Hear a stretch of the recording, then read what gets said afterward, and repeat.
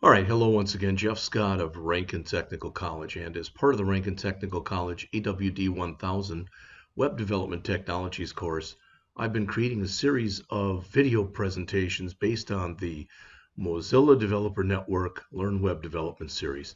As you can see, I'm up to the tools and testing section, meaning I've completed the getting started with the web, the HTML structuring the web, the CSS styling the web, the JavaScript dynamic client-side scripting, the web forms working with user data, and the accessibility, making the web usable by everyone. So I'm down to here.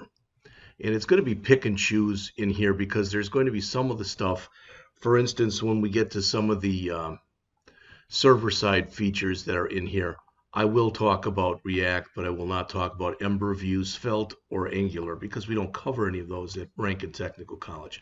I will go over the GitHub. So again, it'll be kind of hit and miss. So tools and testing, once you've started to become comfortable with programming techniques with core technologies and start to get more experience, you'll start to come across all kinds of tools from JavaScript frameworks to testing and automation tools and more. As your projects become larger and more complex, you'll want to start taking advantage of these tools.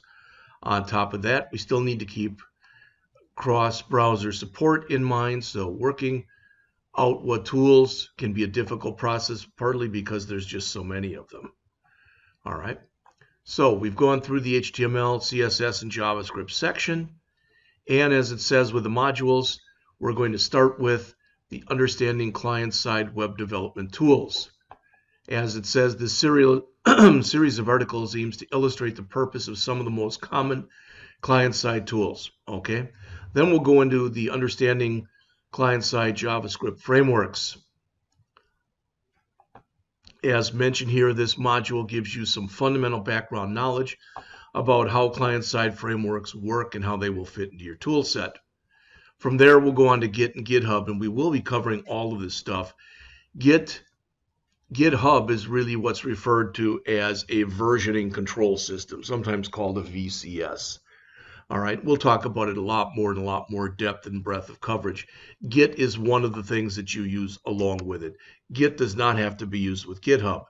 In fact, before Microsoft bought GitHub and basically allowed for both free public and private repositories, before that, here at Rankin, we were using a package called Bitbucket.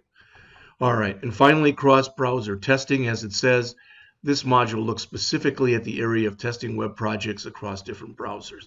So, as mentioned, the first thing we're going to do is start to go through here the client-side web development tools index. Whoa.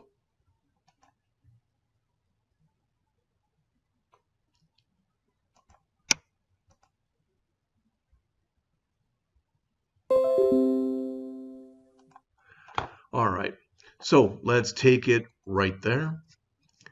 Client-side tooling can be intimidating. It's not even, again, so much that it's intimidating as much as it is that there's a lot of stuff to sift through and to figure out exactly what you should use, how you should use it, etc. All right?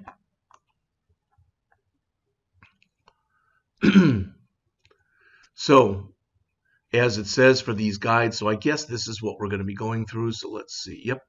So this is what we will go through in this section. Okay. Client-side tooling overview. In this article, we provide an overview of the modern web tooling, the kinds of tools available, where you'll meet them, etc. All right. Command line crash course. We won't spend a lot of time on CLI, the command line interface stuff. It's not that it's not important, but you get that in a lot of the later classes. All right. Package management basics, I should say. As it says, we'll look at some of the package managers. Introducing a complete tool change. It says they're going to walk you through the process of building a sample case study tool chain. And finally, talk about deploying an app.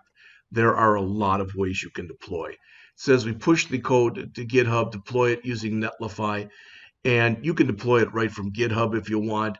We've used Heroku in class before, so there's a lot of them. All right, so let's just jump right into the first one then, which is the client-side tooling overview. So I'm going to stop it right here and we'll pick it up in the next lecture.